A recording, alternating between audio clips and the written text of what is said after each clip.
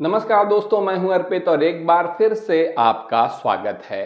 पिछले लगभग एक दशक में भारतीय जनता पार्टी के केंद्र और राज्य के चुनाव में लगातार जीत के पीछे चुनाव आयोग की भूमिका पर सवाल उठते रहे हैं। ऐसे में सभी की नजर है सुप्रीम कोर्ट पर, जहां नए चुनाव आयुक्त के नियुक्ति के कानून में जो बदलाव कर दिए गए हैं उसके खिलाफ याचिका दायर की गई है, सुनवाई होनी है। और ऐसा भी कहा जा रहा था कि चुनाव आयुक्त राजीव कुमार के ऊपर भी सुप्रीम कोर्ट सख्त एक्शन ले सकता है। आप यहां पर देख सकते हैं, बड़ी खबर आ रही है सुप्रीम कोर्ट से कि अब इस याचिका पर सुनवाई होगी 19 फरवरी को। देखिए, सुप्रीम कोर्ट 19 फरवरी को नए चुनाव आयुक्त नियुक्ति कानून को चुनौती देने वाली याचिकाओं पर सुनवाई करेगा, जबकि पहले यही सुनवाई होनी थी 12 फरवरी को। मुख्य चुनाव आयुक्त की नियुक्ति को लेकर सुप्रीम कोर्ट में 12 फरवरी को सुनवाई होनी है। यह सुनवाई किस लिए है? सुप्रीम कोर्ट 12 फरवरी को मुख्य चुनाव आयुक्त और चुनाव आयुक्तों की नियुक्ति को लेकर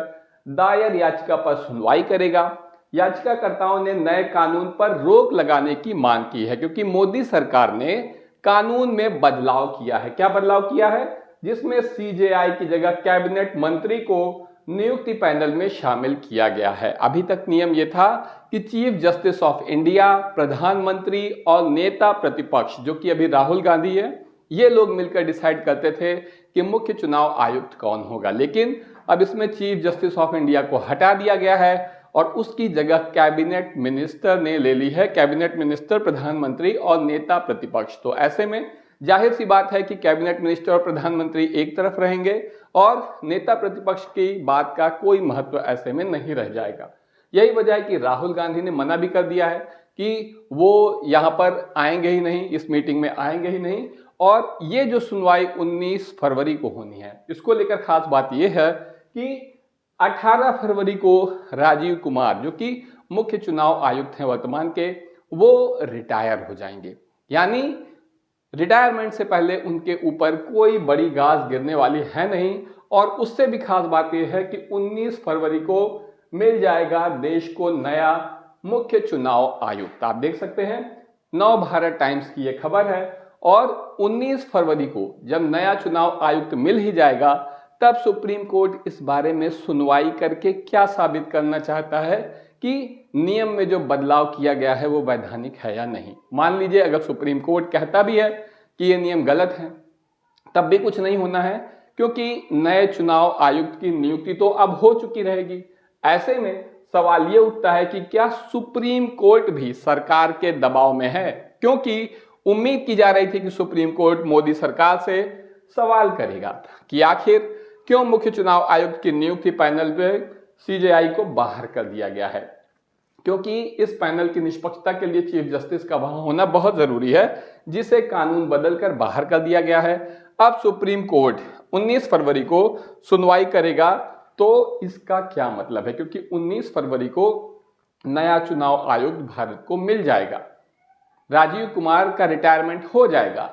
तो ऐसे में इस मामले पर सुनवाई करके आखिर सुप्रीम कोर्ट क्या साबित करना चाहता है? कुछ ऐसा ही हुआ था लोकसभा चुनाव के पहले, जब बड़े गाजे बाजे शोर शराबे के साथ न्याय हुआ था इलेक्टोरल बॉन्ड पर। और सुप्रीम कोर्ट ने यह डिसीजन दिया था जस्टिस चंद्रचूड़ के जमाने में कि इलेक्टोरल बॉन्ड को असंवैधानिक करार देते हुए सुप्रीम कोर्ट ने इस पर तत्काल रोक लगा दी थी।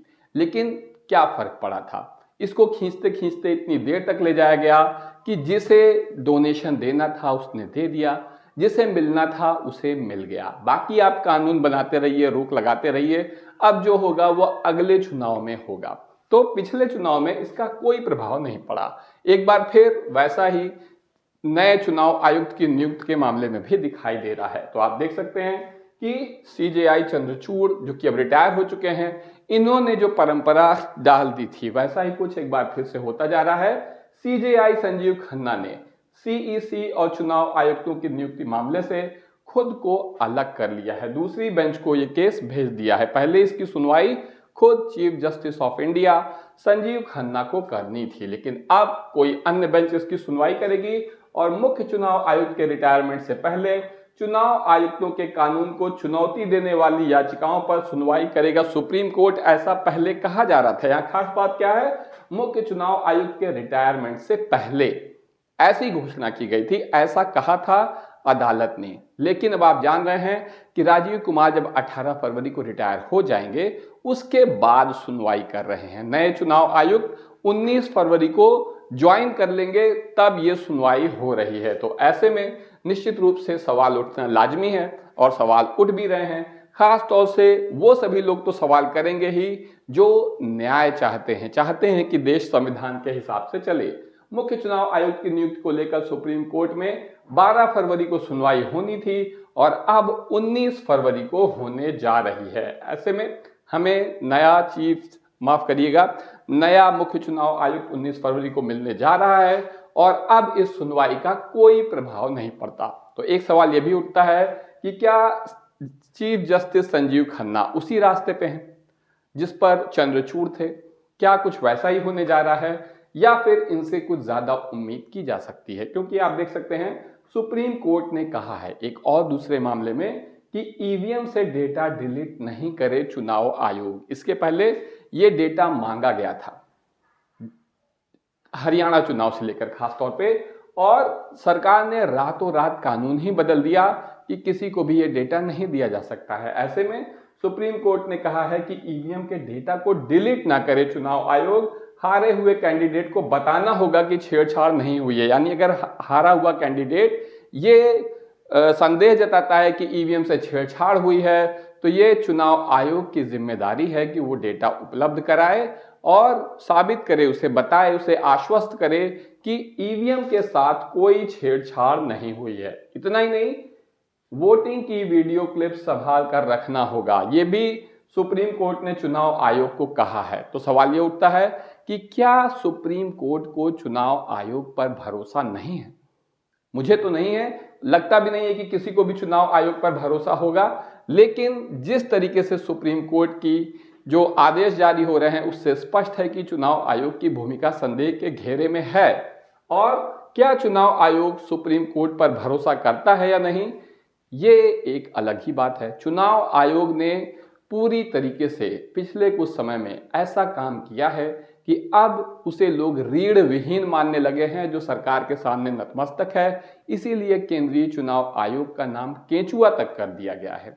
इस पूरे मामले में आपका क्या कहना है? क्या इस मामले में न्याय होगा या नहीं हो पाएगा? कमेंट में जरूर बताइए। वीडियो को लाइक करिए, चैनल को सब्सक्राइब करिए और अपने दोस्तों के साथ शेयर करना मत भूलिए। धन्यवाद।